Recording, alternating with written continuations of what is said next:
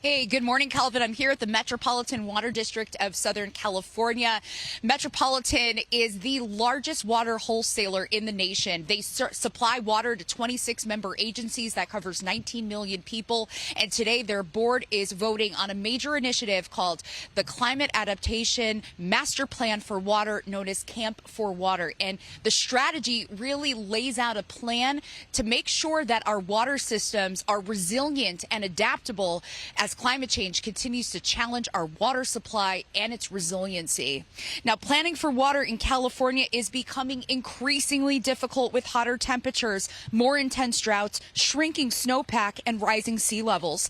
Camp for Water has been in the works for 2 years and offers a roadmap for future investments and key infrastructure decisions.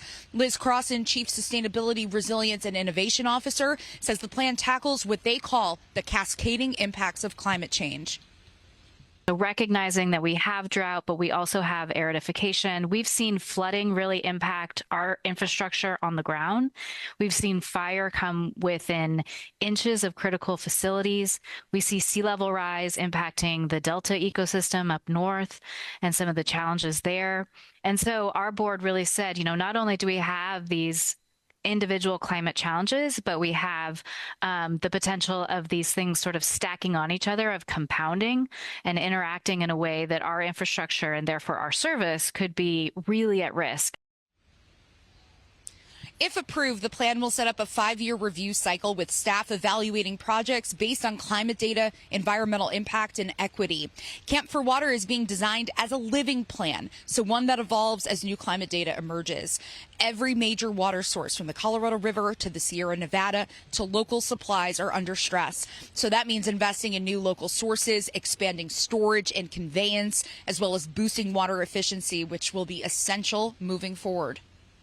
Incorporating all of these different climate risks in the way that we're doing it, and not only looking at a project for its reliability and climate resilience, but also, are there environmental co-benefits that a project can provide that also add climate resilience elements, like whether it's for ecosystems or biodiversity.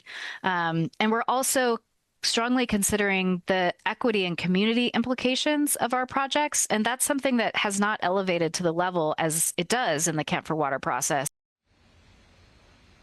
Now, the strategy also focuses on building the right projects at the right time, because it's also imperative to keep water rates affordable for all communities, Kelvin. All right, Sarah, a question for you, if I could speak here. Prolonged droughts, you and I have talked about that over the years. It's just one of the challenges here. Are there specific projects that are being evaluated right now in response to that?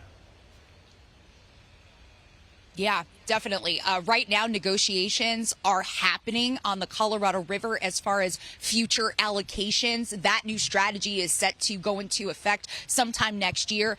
Right now, Metropolitan is using the current data that they have on the Colorado River as far as our allocations and what they would use with this climate resilience adaptation plan.